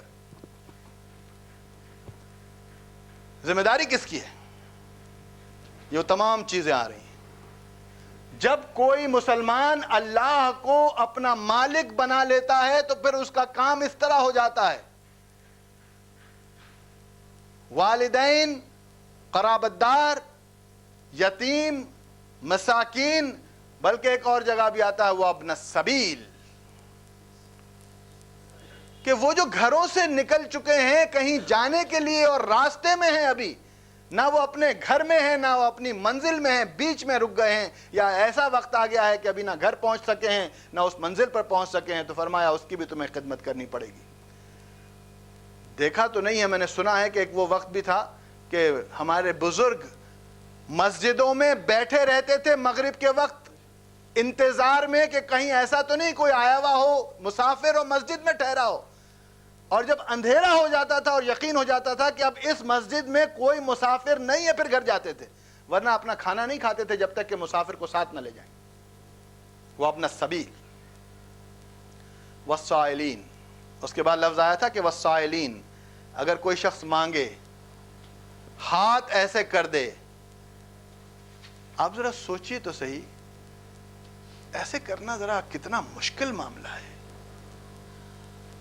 ٹھیک ہے بے غیرت ہو جائے آدمی تو اس کا ہاتھ ہی ہمیشہ ایسا رہتا ہے، قومیں بے غیرت ہو جاتی ہیں تو پوری قوم کا ہاتھ ایسے ہی رہتا ہے، مگر ہاتھ ایسا جب ہوتا ہے پہلے اس وقت دیکھیے کیا حالت ہوتی ہے، بعد میں ایسا کیوں رہ جاتا ہے؟ ہم بے غیرت ہو جاتے ہیں۔ ہم کیا کرتے ہیں؟ کب ہمیں غصہ آتا ہے؟ پہلے تو ہم اسے 1 روپیہ دے دیتے ہیں، 1 پیسہ دے دیتے ہیں، دوسرے دن بھی دے دیتے ہیں، تیسرے دن نظر آتا ہے تو پھر غصہ آنے لگتا ہے، تیسرے دن پھر غصہ آنے لگتا ہے ہمیں۔ تو ہم کو پہلے ہی دن نہیں دینا چاہیے تھا، پہلے ہی دن اسے پوچھنا چاہیے تھا، اس کی ضرورت پوری کر دینی چاہیے تھی۔ کسی نے کہا اگر ہمارے گھر میں آگ لگی ہے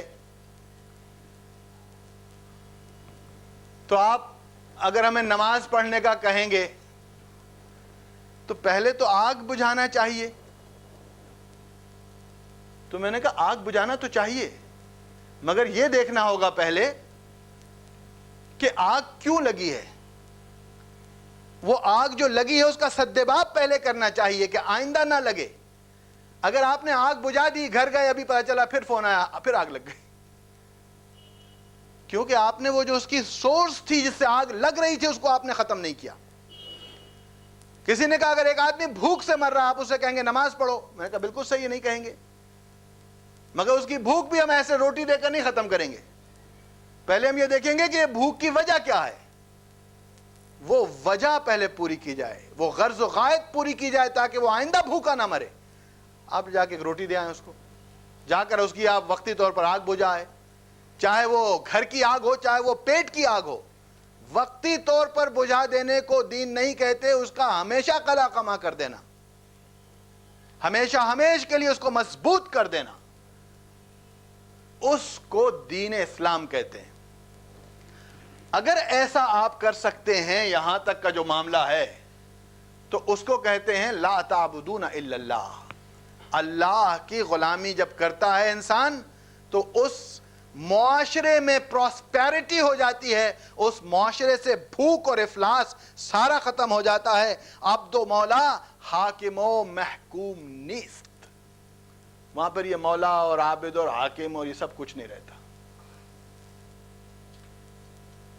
یا ایھا الناس اعبدوا ربکم الذی خلقکم والذین من قبلکم لعلکم تتقون۔ قرآن کہتا ہے کہ اے لوگوں بس اللہ کی بندگی کرو۔ تو اب اللہ کی بندگی کون کرے گا؟ کون کرے گا؟ یہ کون کہے گا کہ یا ایھا الناس؟ اگر ایسا اللہ کو کہنا ہوتا تو کانوں میں سب کے کہہ دیتا۔ قرآن میں آیا اگر میں کہتا تو پھر اس پوری زمین پر ایک بھی آدمی ایسا نہ ہوتا جو مسلمان نہ ہوتا، سارے مسلمان ہو جاتے، اور کن کہتا تو فیکون ہو جاتا۔ مگر فرمایا ہم نے یہ نہیں طریقہ رکھا ہے، طریقہ یہ رکھا ہے کہ ہم نے آپ کو آزاد پیدا کیا، آپ کو عقل دی، فَأَلْهَمَهَا فُجُورَهَا وَتَقْوَاهَا، اچھائی اور برائی کا پیمانہ ناپ کر بتا دیا، ایک کسوٹی اتار دی، اس کا نام دین رکھا، الہدا رکھا، جو اس کے تحت چلے گا اس کے لیے دنیا کی زندگی بھی اور دین کی زندگی بھی آسان فرما دی۔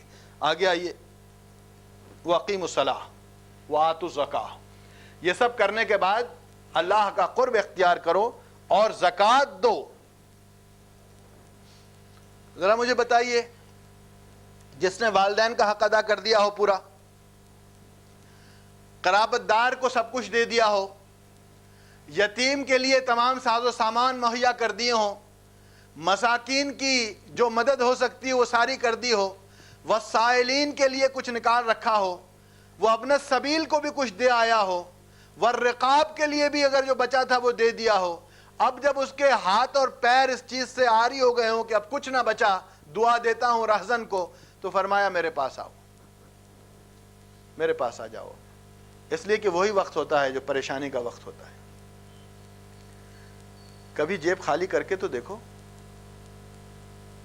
آپ کو پتا ہے کہ سارا طاقت کا جو بلبوتا ہوتا ہے وہ بینک پر ہوتا ہے۔ ذرا ایک دفعہ بینک کرپٹ ہو کر دیکھو، 2-3 دن میں مر جاؤ گے، گھٹ گھٹ کر مر جاؤ گے، زمین پیروں سے نکل جائے گی۔ جتنی طاقت ہوتی ہے وہ پیسے کے بوتے پر ہوتی ہے، وہ پتا چل جائے کہ ختم ہو گیا ہے، پھر دیکھیے آپ معاملہ، بات زبان سے نہیں نکلے گی، وہیں بولتے بولتے بیٹھ جائے گا۔ کون سی چیز ہے جو طاقت دے رہی ہے؟ جب وہ ساری استعمال کر دیتا ہے دین کے قیام کے لیے تو فرمایا پھر اکیلا رہ جاتا ہے۔ وَأَقِيمُوا الصَّلَاةَ، اس سے کہا میرے پاس آؤ، تم اکیلے نہیں ہو، میں تمہارے ساتھ ہوں۔ مگر دیکھو کچھ بچا کر تو نہیں لے آئے کہیں، ذرا ٹٹولو، لے آئے ہو بچا کر، وَآتُوا الزَّكَاةَ، اس کو بھی پاک کر لو، اس کو بھی خرچ کرو، اس کو بھی خرچ کرو، اس کو بھی نکالو۔ اقیموا الصلاۃ وآتوا الزکاۃ ثم تولیتم الا قلیلا منکم وانتم معرضون، تم میں سے تھوڑے ہی تھے جنہوں نے ایسا کیا، اور زیادہ تر جو لوگ تھے وہ منہ موڑ کر چلے گئے۔ تھوڑے ہی تھے جنہوں نے ایسا کیا۔ اس پوری جو آپ کہتے ہیں کہ ناپ تول میں جو پورے اترے، الا قلیلا وانتم معرضون، اور جتنے باقی تھے انہوں نے عرضی دے دی۔ اعراض کرنا بھی کہتے ہیں، منہ پھیر کر چلے جانا، عرضی دینا بھی کہتے ہیں کہ چھٹی لے لی، انہوں نے کہا ذرا اس دفعہ معاف فرما دیں، اگلی دفعہ اب کے دے دیں گے، اس دفعہ معاف کر دیں۔ ایسا نہ کرنے کا نتیجہ کیا ہوتا ہے؟ فرمایا جب ایسا نہ کیا تو ایک دوسرے سے لڑنے جھگڑنے لگے، ایک دوسرے سے لڑنے جھگڑنے لگے۔ کیسے لڑنے لگے؟ فرمایا وَإِذْ أَخَذْنَا مِيثَاقَكُمْ، ہم نے پھر یہ کہا تھا اس کے بعد، لا تسفکون دماءکم، کہ خبردار جو ایک دوسرے کا خون خرابہ کیا. کچھ دنوں پہلے کیا آیا تھا ابھی اخبار میں؟ ہوم سیکرٹری کے پاس جانے کی ضرورت نہیں کسی کو ہوم سیکرٹری کے پاس جانے کی ضرورت نہیں ہے. آپ ڈپٹی کمشنر کے پاس چلے جائیں اور اسلحہ لے لیں. اور ڈپٹی کمشنر سے یہ کہا گیا کہ جو نیک لوگ ہوں، جو اچھے لوگ ہوں، ان کو اسلحہ آپ فوراً دے دیجئے. کوئی نیک لوگ اسلحہ لیتے ہیں؟ نہیں، مجھے آپ بتائیے ذرا. نیک لوگ تو اسلحہ دیکھ کر ادھر منہ کر لیتے ہیں کہ میرے نام پر یہ اسلحہ نہ لگ جائے. اب آپ سوچئے کس کو بلا رہے ہیں؟ کس کو بلا رہے ہیں؟ اسلحہ دے رہے ہیں. ایک اور اسٹیٹمنٹ آ گیا اسی درمیان میں کہ دمادم مست قلندر ہوگا. اب ہم چھوڑیں. ایک طرف کہہ رہے ہیں کہ اسلحہ لے لو، دوسرا اسٹیٹمنٹ آ رہا ہے کہ دمادم مست قلندر ہوگا. اب تیسرا اسٹیٹمنٹ آ رہا ہے کہ اب ایسا نہیں ہوگا، ایسا ہوگا. چوتھا اسٹیٹمنٹ آ رہا ہے کہ یوں کر کے ملک میں ہم نیا صوبہ بنا دیں گے. پتہ نہیں کیا کیا ہو رہا ہے اور کیا کیا نہیں ہو رہا ہے. کرنا کیا چاہتے ہیں؟ کرنا کیا چاہتے ہیں؟ خون بہانا چاہتے ہیں، فساد کرنا چاہتے ہیں. لا تفسدون فی الارض، ان سے کہتے ہیں کیوں فساد کر رہے ہو؟ قالوا انما نحن مصلحون، ہم تو اصلاح کر رہے ہیں معاشرے کی. لا تسفکون دماءکم، ہم ان سے کہہ رہے ہیں کیوں خون بہانے کے تلے ہو؟ تم جو حرکتیں کر رہے ہو اس سے خون بہے گا. اور نتیجہ کیا نکلے گا؟ تخرجون انفسکم من دیارکم، لوگ ایک دوسرے کو گھروں سے نکال دیں گے. کچھ دنوں پہلے دیکھ چکے ہیں نا یہ معاملہ. کوئی سندھ سے آ کے کراچی میں بیٹھا ہے، کوئی کراچی سے جا کے پنجاب میں بیٹھا ہے، جو پنجاب سے آ کے بلوچستان میں بیٹھا ہے. پریشان حال لوگ، وہی لوگ جو برابر میں رہتے تھے کہاں کہاں چلے گئے. خاک میں کتنی ہی صورتیں ہو گئیں کہ پنہا ہو گئی. صرف بیان آتے رہے کہ آہنی ہاتھ سے ہم ان کو نبٹ لیں گے. ان کمبختوں کا ہاتھ ٹوٹے، ان کا آہنی ہاتھ کہاں ہے؟ وہ تو چوڑیوں والے ہاتھ ہیں کمبختوں کے. کبھی آیا کہ ہم لالو کھیت کے چوراہے پہ لٹکائیں گے؟ چوراہے نظر نہیں آیا آج تک. جھوٹ بولتے تھے، جھوٹ بولتے تھے، جھوٹ بولتے تھے. ان کے قلوب میں مرض تھا. فی قلوبہم مرض فزادہم اللہ مرضا ولہم عذاب علیم بما کانوا یکسبون. اللہ نے ان کا مرض اور بڑھا دیا اور خانہ جنگی کی طرف ان کو لوٹا دیا اور مزید خون خرابے کی طرف ان کے دروازے کھول دیے. سوال یہ نہیں تھا، خود بدلتے نہیں، قرآن کو بدل دیتے ہیں. اب آپ کہاں جائیں گے؟ کہاں سے آپ اپنی زندگی کا، جسے کہنا چاہیے کہ پھر سے دوبارہ کہاں سے آپ شروع کریں گے؟ اگر یہی ایک طریقہ ہے، لا تسفکون دماءکم ولا تخرجون انفسکم من دیارکم ثم اقررتم وانتم تشہدون، اور فرمایا پہلے تو تم یہ کرتے ہو، لڑتے ہو، لڑ کر ان کو نکال دیتے ہو، اور اس کے بعد پھر فدیہ دے کر لے لیتے ہو. کیا خیال ہے؟ بنگلہ دیش بنا تھا، خوشی ہوئی تھی کیا؟ تو پھر کیوں بنا؟ آپ کی کوئی ہندو سے لڑائی تو نہیں تھی، آپ کی کوئی عیسائی سے لڑائی نہیں تھی، آپ کی کوئی یہود سے لڑائی نہیں تھی، پھر کیوں بنا؟ مسلمان کی لڑائی مسلمان سے تھی. ٹھیک ہے، یہ کان بھی گواہ ہیں کہ بنگالیز یہ کہتے تھے کہ ابھی آئے گا نا انڈیا کا جہاز تو ابھی اندر بھاگ جائے گا، ابھی اندر بھاگ جائے گا. ٹھیک ہے، آپ نے بھی ان کو غدار کہا، ملک الگ ہو گیا. تو پھر نہ آنے دیں بنگالیوں کو یہاں. غدار کو کیوں آنے دیتے ہو پھر اندر؟ پھر نہ رکھے ان سے کوئی تعلقات. اب اسٹیٹمنٹ ایک آ گیا تھا کہ ہمیں کشمیریوں کی مادی سپورٹ بھی کرنے چاہیے. اس کا پتہ چلا کہ اب تک آپ نے مادی سپورٹ پھر نہیں کی تھی. جبھی تو اسٹیٹمنٹ آ رہا ہے کہ مادی سپورٹ بھی کرنی چاہیے، تو پھر اب تک کہ آپ نے کون سی سپورٹ کی؟ ہمارے پاس ویڈیو موجود ہے جو ہم نے کشمیر میں جا کر کشمیریوں کے کیمپ سے لیے. جس شخص کو دیکھنا ہے وہ بتایا، اگلے جمعے کو بتانے کو تیار ہے. انہوں نے کہا ہمیں 1 پیسے کی آج تک کوئی ایڈ نہیں ملی، حکومت سے بھی نہیں ملی، 2 روپے کا بانس بھی نہیں ملا ہمیں. جب وہ اسٹیٹمنٹ ہم نے ان کو دیا جو کہتے تھے کہ ہم کروڑوں روپے دیتے ہیں وہاں پر، تو انہوں نے کہا نہیں، ہم یہاں کے ملک والوں کو نہیں دے رہے، ہم ہندوستان کے کشمیریوں کو دے رہے ہیں. ہم نے کہا ہم تو ہندوستان کے کشمیریوں سے پوچھ کے آئے جو وہاں پر کیمپ میں بیٹھے ہیں، وہ یہاں کے کشمیری تھوڑی بیٹھے ہیں. اور اب اسٹیٹمنٹ آیا ہے کہ اب ہم کو مادی سپورٹ کرنی چاہیے، تو اب تک مادی سپورٹ کیوں نہیں کی؟ اور نہیں کی تو حساب لاؤ حساب دو، حساب کیا کیا پہ سارا پیسہ. یہ تو آپ کو معلوم ہے ولی اور کس کس نے کہا تھا کہ حساب دو، کہ پیسے کہاں خرچ کیے سارے جو آپ نے کشمیر کے بارے میں لیے تھے. آپ کو پتا ہے اب تک کسی بھی پیٹرول پمپ پہ چلے جائیے، ابھی تک میرا خیال ہے اب تک کم از کم، مجھے آ کے 4-5 سال سے زیادہ ہو گئے ہیں امریکہ سے، جب میں آیا تھا تو مجھے دیکھ کر بڑی ہنسی آئی تھی کہ اب تک کے وہ جو ایسٹ پاکستان کے نام پر پیٹرول پر 2 پیسے بڑھے تھے، وہ اب تک ایسٹ پاکستان کے نام سے لیے جا رہے ہیں. جی، وہ بنگلہ دیش بن کر 25 سال ہو گئے.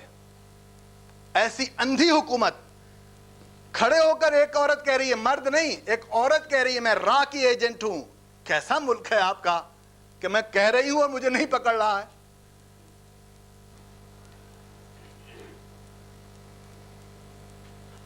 کہا کیا؟ پہلے تو تخرجون انفسکم من دیارکم، گھروں سے نکال دیتے ہو. ثم اقررتم وانتم تشهدون ثم انتم هؤلاء تقتلون انفسکم وتخرجون فریقا منکم من دیارہم تظاہرون علیہم بالاسم والعدوان. حالانکہ تمہیں ایسا کرنا نہیں چاہیے تھا پہلے ہی. ابھی کچھ دن پہلے ایک اسٹیٹمنٹ آیا تھا کہ ہم تو چاہتے ہیں کہ سارے بنگالیوں کو نکال دیں. بنگالی ناراض نہ ہو، میں بنگال یا کسی اس کا مقصد نہیں ہے، بتانا ہے کہ اسلامی معاشرے میں کیا ہونا چاہیے اور کیوں نہیں ہو رہا.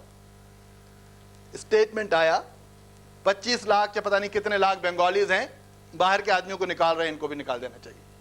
اس کے بعد نیچے ایک اسٹیٹمنٹ آتا ہے مگر ہماری حکومت کے جو بڑے بڑے سربراہان ہیں ان کی بیگمات بیچ میں آ جاتی ہیں کہ بنگالی نوکر رکھیں گے، وہ ان کو پروٹیکٹ کرتی ہیں. امریکہ کی ایک بیچاری ایڈوکیٹ جنرل بننے کے لیے خاتون کا الیکشن میں کامیاب ہو کر وہاں تک پہنچ گئی کہ اس کو بس اب سینٹ سے یہ بات کی وہ دینی تھی پرمیشن کہ وہ بن جائے.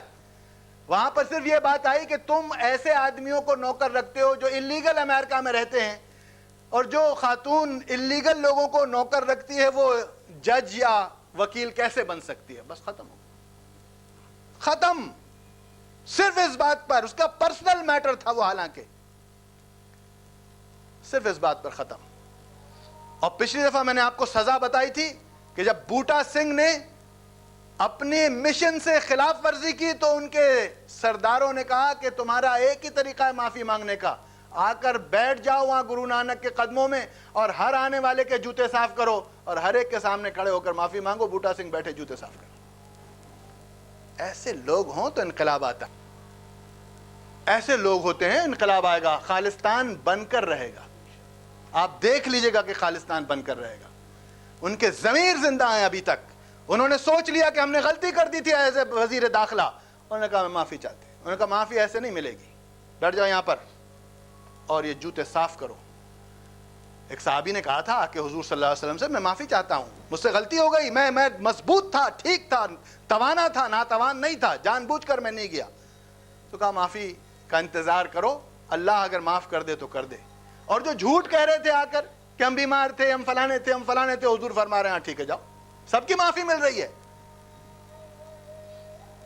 مکتب عشق کا دستور نرالا دیکھا، اس کی چھٹی نہ ہوئی جس نے سبق یاد کیا. جو سچ کہہ رہا ہے پکڑا گیا، جو جھوٹ کہہ رہا ہے اس کو چھوڑ دیا گیا. حالانکہ تمہیں ایسا کرنا نہیں چاہیے تھا. تمہیں پہلے ہی وَهُوَ مُحَرَّمٌ عَلَيْكُمْ إِخْرَاجُهُمْ، وہ تو تمہارے لیے پہلے ہی محترم تھے، تمہارے بھائی تھے، مسلمان تھے. تم نے ان کے ساتھ ایسا ظلم کیا کیوں؟ ایسا ظلم تم نے ان کے ساتھ کیوں کیا؟ تم کو تو پہلے ہی ایسا نہیں کرنا چاہیے تھا. اَفَتُؤْمِنُونَ بِبَعْضِ الْكِتَابِ وَتَكْفُرُونَ بِبَعْضٍ، کیا کتاب کی کچھ چیزوں کو مانتے اور کچھ کو نہیں مانتے؟ کیا کتاب نہیں مانتے؟ فَمَا جَزَاءُ مَن يَفْعَلُ ذَلِكَ مِنكُمْ إِلَّا خِزْيٌ فِي الْحَيَاةِ الدُّنْيَا تو فرمایا اس کا نتیجہ یہ نکلے گا کہ اس دنیا کی زندگی میں بھی ہم تمہیں ذلیل کر دیں گے. اس کے بعد کیا حال ہے ہمارا؟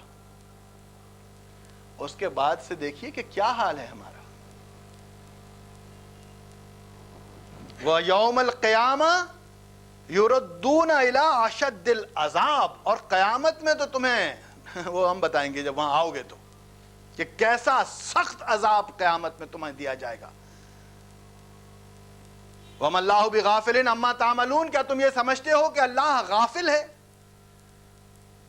جو تم عمل کرتے ہو، جو تمہارا وتیرہ ہے، کہ اللہ اس سے واقف نہیں ہے؟ جس طور طریقے سے تم اپنی زندگیاں گزار رہے ہو، کیا اللہ جانتا نہیں ہے؟ مگر تم ایسا کرتے کیوں ہو؟ اولئک الذین اشتروا الحیات الدنیا بالآخرہ. تم نے بس یہ چاہا ہے کہ دنیا کی زندگی خرید لو آخرت کے بدلے میں، اور تم نے دنیا اپنی بہتر کرنے کے لیے سب کچھ کیا کہ یہاں ہمیں سب کچھ مل جائے، یہاں ہمیں سب کچھ مل جائے، یہاں ہمیں سب کچھ مل جائے. کل ہی میں ٹیچرز کی ٹریننگ میں ان کو بتا رہا تھا. میں چاہوں گا کہ ذرا سا اس کا بھی آپ کے سامنے تھوڑا سا لب لباب رکھا جائے. ذہن سے تو میرے بھی کافی نکل گیا وہ مواد. بہرحال میں نے یہ کہا کہ سسٹم جو ہے وہ یہ دیکھنا ہوتا ہے کہ اگر حق سسٹم ہو، یعنی دین اسلام ہو، اگر اس کے علاوہ حق سسٹم نہ ہو، کوئی اور سسٹم ہو، کوئی سا بھی دین ہو، چاہے وہ سرمایہ داری ہو، چاہے وہ کوئی سا بھی دین ہو، تو میں نے کہا اس دین میں اور اس دین میں فرق یہ ہوتا ہے کہ اس دین میں رائٹ از رائٹ، اور اس میں might is right. That's it. یہاں صرف حق ہی حق ہوگا. Right is right. اور کیسا رائٹ ہوگا؟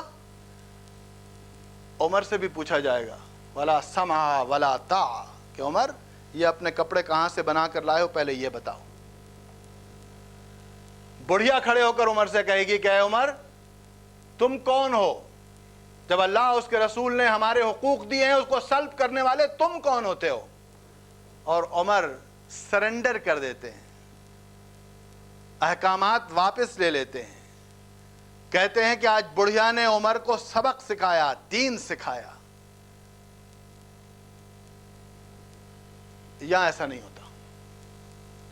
یہاں سب سے بڑے چور کو وزیر اعلیٰ بناتے ہیں، سب سے بڑے چور کو وزیر اعلیٰ بناتے ہیں. یعنی مذاق جسے کہنا چاہیے، تمسخر جس کو کہنا چاہیے، لائب اور لہو بنا کر رکھ دیا دین کو.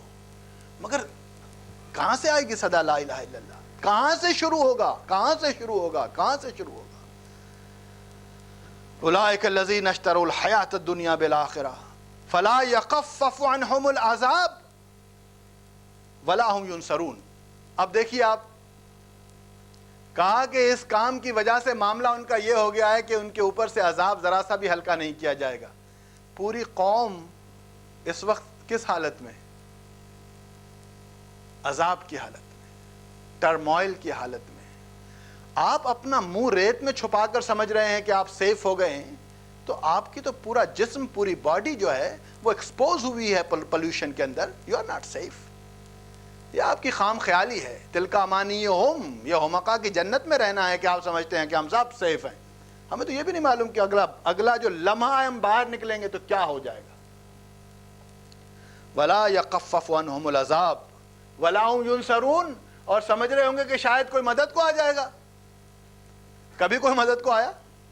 6واں فلیٹ، 7واں فلیٹ، 9واں فلیٹ، کوئی چائنا، کوئی آئینہ، کوئی مائنہ، کبھی نہیں آئے گا. اس لیے کہ تمہاری مدد یہ کریں گے ہی نہیں. یہ سارے ادھر والے ہیں، ادھر والے نہیں ہیں. تم رائٹ کو چاہتے ہو رائٹ بناؤ، وہ تمہارا ساتھ کیسے دیں گے؟ وہ تو ہمیشہ مائٹ کو چاہتے ہیں کہ رائٹ بنائے. جب تم یہاں ہو جاتے ہو ان کے ساتھ تو تم سے اچھا کوئی نہیں. لہذا سارے کے سارے مائٹ از رائٹ. پیچھے کھڑے ولا هم ینصرون. کوئی مدد کبھی بھی ان کو نہیں ملے گی، کبھی ان کے لیے آسانی نہیں ہوگی. اب اس کے اندر یقیناً پچھلی دفعہ بھی میں یہی بتاتا رہا ہوں اور اس کا موقف بھی یہی ہے بتانے کا بار بار کہ اگر آپ کی یہ بات سمجھ میں آ جاتی ہے تو پھر یہ سوچنا پڑے گا کہ کیا کریں. کیا یہ کافی ہے کہ ہم ہر جمعے کو جمع ہوں، سنیں اور صرف یہ کہیں کہ بات تو صحیح ہے اور پھر چلے جائیں، پھر جا کر یہاں نماز پڑھیں، پھر واپس آئیں، پھر یہی کہیں کہ بات تو صحیح ہے؟ کیا خالی یہ کہہ دینے سے کہ بات تو صحیح ہے کیا جمود توڑ سکتے ہیں آپ؟ نہیں توڑ سکتے. اور جمود کو جب تک آپ توڑیں گے نہیں، جب تک کہ جمود کو آپ توڑیں گے نہیں،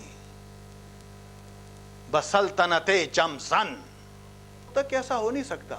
اور سلطنت کے لیے آپ کے پاس اگر متبادل نظام نہیں ہے تو کچھ نہیں ملے گا.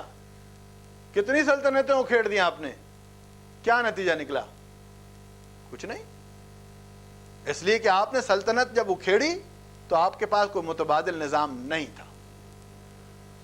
میں نے آپ سے کہا تھا کہ مولانا عبید اللہ سندھی جب زار کا تختہ الٹ گیا اور لینن آ گیا تو وہاں گئے تھے. انہوں نے جا کے لینن سے ملنے کی خواہش ظاہر کی کہ ان کو یہ بتایا جائے کہ لینن صاحب اتنا بڑا آپ انقلاب لے آئے ہیں تو ہمارے پاس نظام موجود ہے، ایک سسٹم موجود ہے، آپ اس کو لے کر نافذ کر دیں. تو انہوں نے مولانا سے یہی پوچھا تھا، جو سندھی عبید اللہ سندھی صاحب ہیں، ان سے پوچھا تھا کہ کیا یہ سسٹم کہیں نافذ ہے؟ تو انہوں نے کہا تو نافذ تو نہیں ہے. تو انہوں نے کہا پہلے آپ نافذ کیجئے. پہلے نافذ ہے نہیں، آپ کہہ رہے ہیں ہمارے پاس ایک سسٹم ہے. وہ پہلے آپ نافذ کریں، اس کے بعد ہمیں بتائیں کہ دیکھیے جی یہ نافذ ہے، ایسے ہم بھی چاہتے ہیں کہ نافذ کریں. کیا خیال ہے آپ کا کہ نافذ کرنے کے لیے حکومت اگر حاصل نہ ہو تو کیا نافذ ہو سکتا ہے؟ کیا نافذ کرنے کے لیے حکومت کی ضرورت ہے؟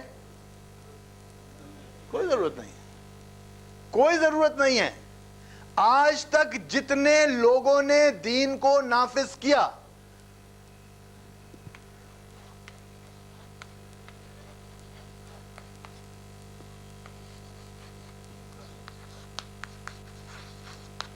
آپ جہاں سے بھی چلے آئیں، آپ کسی کے پاس حکومت نہیں تھی.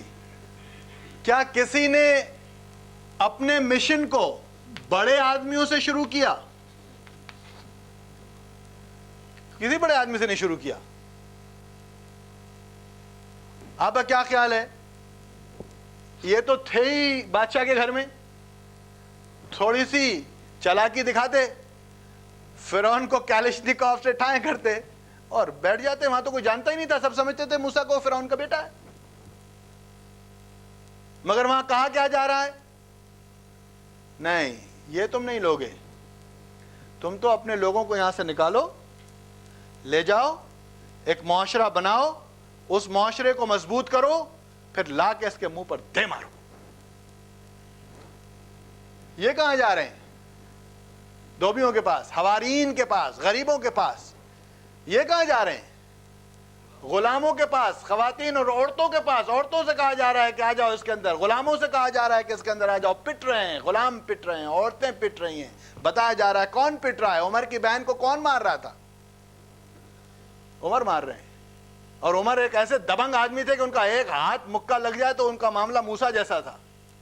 جب مار مار کے لہو لہان کر دیا اپنی بہن کو اور دیکھا کہ یہ تو صنف نازک ہے، اس کے باوجود ٹس سے مس نہیں ہوتی، تو انہوں نے پوچھا ایسی کون سی چیز ہے کہ مارا دیتا ہوں تجھے اس کے باوجود نہیں ہٹتی؟ انہوں نے کہا کہ بس پہلے ذرا وضو کرو، پاک ہو کر آؤ، پھر تمہیں بتائیں گے کہ ہم کس چیز کے پیچھے لگے ہوئے. تلوار لے کر تو نکلے تھے ہاتھ میں کہ جا کر محمد کا خاتمہ کر دیں گے صلی اللہ علیہ وسلم، اور پھر تلوار گلے میں ڈال لی. غلاموں کی طرح داخل ہوئے ہیں رسول کے پاس صلی اللہ علیہ وسلم کہ میں آپ کی غلامی میں حاضری دینے آیا. کون ہے؟ وہ عورت تھی بیچاری، پٹ رہی ہے رب کے لیے. کس کے سب سے پہلے شہید کیا گیا ہے؟ وہ کون سی عورت ہے؟ وہ سمیہ ہے. کہ جب اس سے کہا گیا کہ مانو اس کو، اگر حبل کو مانتے ہو کہ نہیں مانتے، تو اس نے منہ پہ تھوک دیا تھا ابو جہل کے، کم بخت تجھے نہیں پتا کہ ہم نہیں مانتے دوسرے خداؤں کو. ہم سوائے ایک اللہ کے کسی کو نہیں مانتے. کوئی ایسے چھوڑ دیا تھا کہ ابو جہل نے وہیں قتل کیا, وہیں ختم کیا. تو ابو جہل کو نہیں, کسی اور کو نہیں, بلکہ ہم یہاں تک دیکھتے ہیں کہ قریش کے سرداران کا وفد آیا ہے اور محمد صلی اللہ علیہ وسلم کوشش کر رہے ہیں کہ اگر یہ بڑے بڑے گرگے پھنس گئے تو دین آسان ہو جائے گا. تو اللہ سبحانہ تعالیٰ نے ایک سورت اتار دی, عبس و تولا, کہ وہ ابن مکتوم اندھے تھے بیچارے, وہ آئے, ان کو نہیں پتا کون بیٹھا ہو, بار بار کھٹکا دے رہے تھے. حضور نے سوچا کہ اب اندھا بھی ہے اور پہلے سے مسلمان ہے, بعد میں بات کر لوں گا, یہ بیٹھے ہوئے ہیں بڑے بڑے قریش کے سردار, ہو سکتا ہے کہ یہ کسی طرح دین میں آ جائیں تو وہ آسانی ہو جائے مسلمانوں کے لیے. اللہ سبحانہ تعالیٰ نے فرمایا کہاں پڑے ہو ان کے پیچھے, جو تمہارے پاس آیا ہے اس کو لو, ان کے پیچھے کہاں پڑے ہو. جب اللہ نے قرآن کے ذریعے سے یہ چیز ثابت کر دی, اور ہسٹری بتاتی ہے کہ بغیر حکومت کے یہ چیز ہوگی, حکومت کے ذریعے سے نہیں. جب تم اپنی یہ چیز بنا لو گے تو اس حکومت کو دین کہتے ہیں, اس کو دین حق کہتے ہیں, اس کے ذریعے سے پھر حکومتیں قائم کرو. اگر ایسا نہیں کرتے تو کرپٹ حکومت کو لے کر آپ کیا کریں گے؟ اذہان کو بدلے بغیر آپ کیا کر سکتے ہیں؟ ذہن اگر آپ نہیں بدلیں گے تو صورتیں بدلنے سے کیا چیز ہو جائے گی؟ میرا خیال ہے کہ میں اکثر و بیشتر اسی چیز کی طرف آپ کو رغبت بھی دلاتا ہوں اور بار بار پوچھتا ہوں کہ کیا ہونا چاہیے. رمضان بھی آ رہے ہیں انشاءاللہ تعالی. آپ کو معلوم ہے کہ یہاں تراویح کا انتظام ہر سال ہوتا ہے, اس سال بھی ہوگا. اور پچھلے 2 سالوں میں ہم نے پہلے قرآن کی تمام وہ جو ٹاپک وائس جسے ہمیں کہنا چاہیے تمام چیزیں آپ کو دی تھیں. پچھلے سال فقہی اعتبار سے ہم نے آپ کو تمام چیزیں دی تھیں. اس دفعہ ابھی کوئی چیز ذہن میں ہے نہیں کہ کون سی چیز جو زیادہ ہمارے لیے افادیت کا باعث ہو. آپ لوگ سوچئے, خود پارٹیسپیٹ کیجئے کہ کس طرح اس کا پرچار ہونا چاہیے, رمضان کو کیسے یوٹیلائز کیا جائے اور کیسے لوگوں تک صحیح اقامت دین کی جو ترتیب ہے وہ پہنچائی جائے اور لوگوں کے اذہان کو چینج کیا جائے. اور اگر ایسا ہم نہیں کر سکیں گے تو صرف آنے جانے سے یا بیٹھے رہنے سے یہ کبھی دین کا قیام نہیں ہو سکتا, بلکہ نماز کا قیام بھی نہیں ہو سکتا, بس صرف نماز پڑھی جا سکتی ہے. ربنا ولا تحمل علينا إصرا كما حملته على الذين من قبلنا ربنا ولا تحملنا ما لا طاقة لنا به واعف عنا واغفر لنا وارحمنا أنت مولانا فانصرنا على القوم الكافرين. الحمد لله رب العالمين والصلاة والسلام رسوله الكريم. آمين يا رب العالمين. جزاكم الله خير. حي على الصلاة.